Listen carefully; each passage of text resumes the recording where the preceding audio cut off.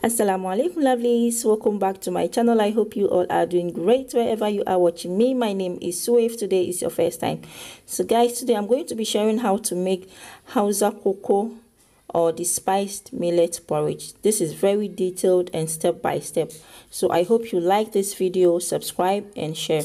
Okay, so to begin with, this is my millet flour, okay, and I'm going to be using the gluten-free and the arrow browned. Okay, this is rolled millet flour. I did not get the normal millet grains. This is what I got from the market. Okay, so each pack is 350 grams and I'm going to be using 2, that is 700 grams. So I'll just cut it open and then pour it into my mixing bowl.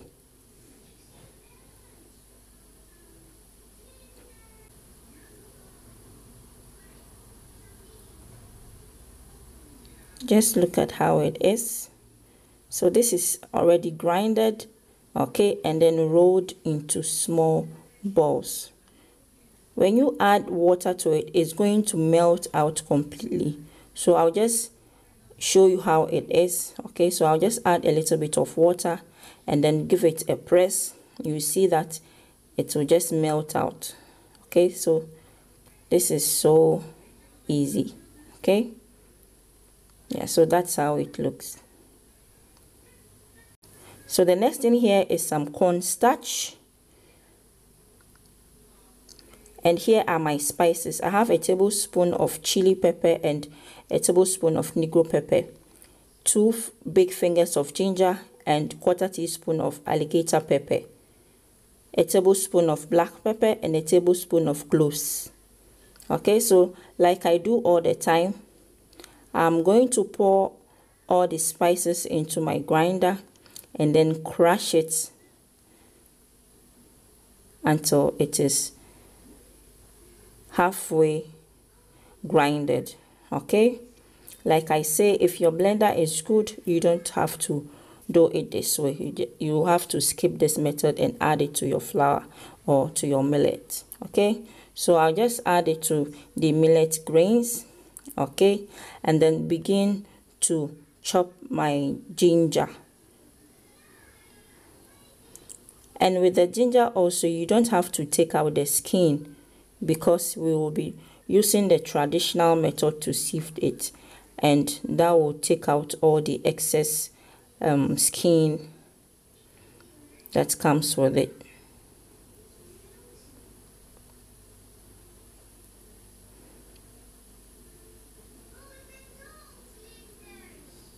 So I'll also add it to the rest of the ingredients. Okay,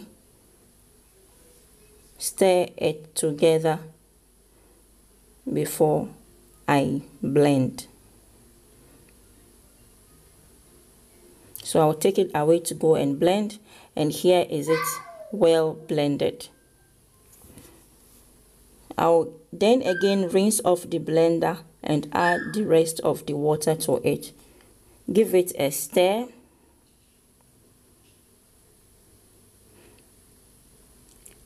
Then now add the cornstarch. Okay, if you have the maize grains, you can use in place of the cornstarch, but for me, I don't have the maize grains, so I'm going to be using cornstarch. And the essence of adding it to it is to make it more thicker, because the millet grains alone wouldn't be thick or will not make your porridge thick when you make it. And especially that this one is gluten-free, it's not going to be well thick and well bind. Okay, so we move on to the next stage, which is the traditional method of sieving. So I'll take a mixture of the flour, the blended flour, onto my sieve and sift it out.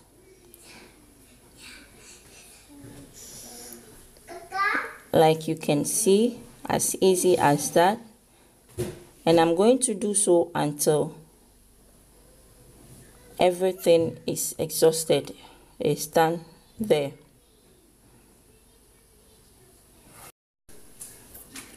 So you can see this is done. Okay, so what I'm going to do is to remove the scarf, or the whether you are using cheesecloth, remove it and then press the rest of it and then set it aside.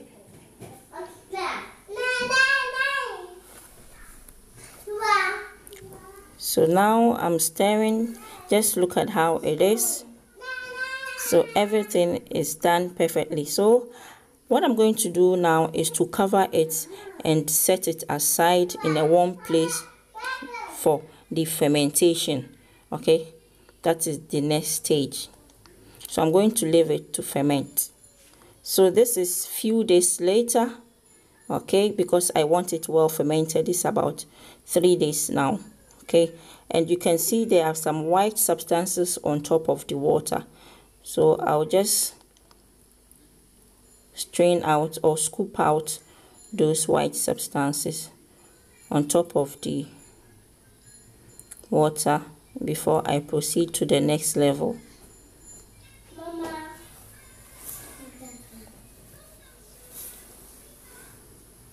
Okay, so in another cooking pot, I'm going to take about 2 spoons, okay, or soup ladles, okay, and then add some water to it. That is twice the amount I took from the fermented water.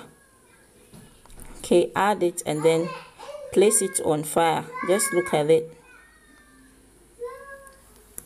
and bring it to a boil. Okay, and on the other hand, in another bowl where I will be mixing the cocoa, now I'm going to take the dough into where I'm going to be making the cocoa. So it depends on the amount you want to make, so you take enough.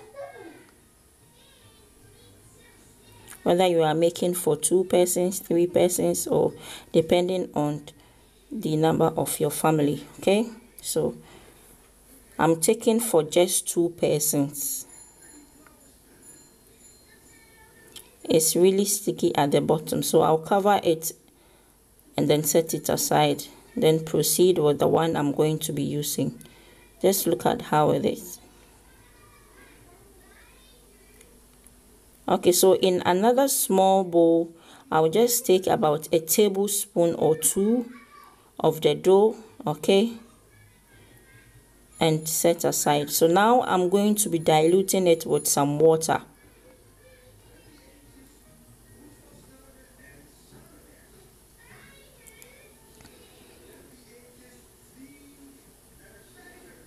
So stir until you have a smooth, runny consistency. Make sure to not add too much water. Okay, just look at the consistency. And do same to the one you took in the small bowl.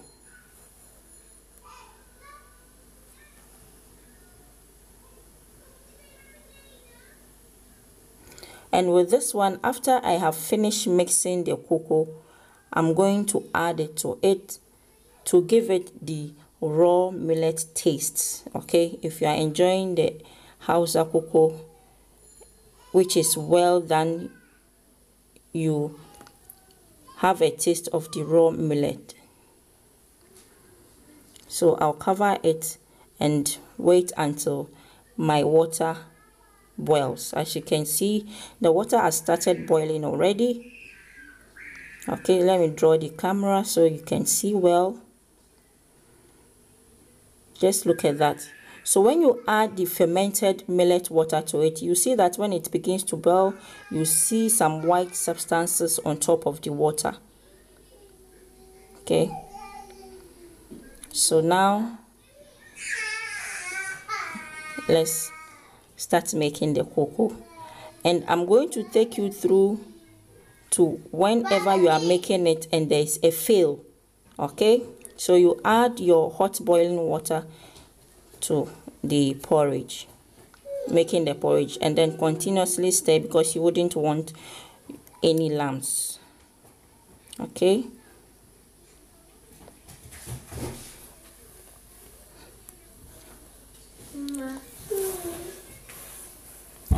stir consistently. So guys, you can see normally this is the consistency I want, but for the sake of fails, if you are making it and it happens to be runny, okay, maybe the water you added happens to be too much, just like this, I'll show you what to do, okay, to correct it. So this is the small amount of the dough I took aside. So now I'm adding it to it just to give it the raw millet taste. So now I'm going to cover it to allow it to rest for about 5 minutes so that it can thicken up. Okay, so this is about 5 minutes later. So you can see it's not that thickened the way I want. So let's say this is what happened after you made your HAUSA KOKO. So how to correct it? Let's get started. In the same pan or pot you cooked your water, transfer the cocoa into it, pour it back into it. Okay, but I'm not going to pour all of it because I still want to maintain the taste of the fresh millet. Okay, and then put it on a heat, okay, and keep stirring until it begins to thicken. Okay, do it for just 2 minutes. Okay, as soon as it begins to thicken, then you put off the fire or you take it off from the fire. So you can see it has started thickening already. Okay, so I just put it off and then I add it to the rest of the porridge.